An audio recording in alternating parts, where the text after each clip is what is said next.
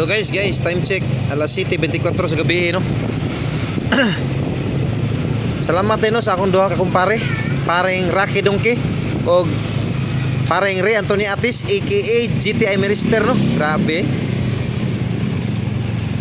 Gigahinan gyud din adlaw para matrabaho ang atong motor. Ako nang gipaihaw, guys, mga sipat gipaihaw na nako. Ako ngayon Max. Unya kay di man maribor.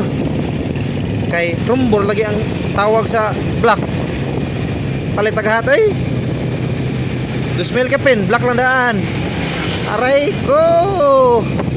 Black lang ha. Dahil mo pa nailabot sa kuan. Bobsil. Piston ring. Grabe ay. Grabe ha.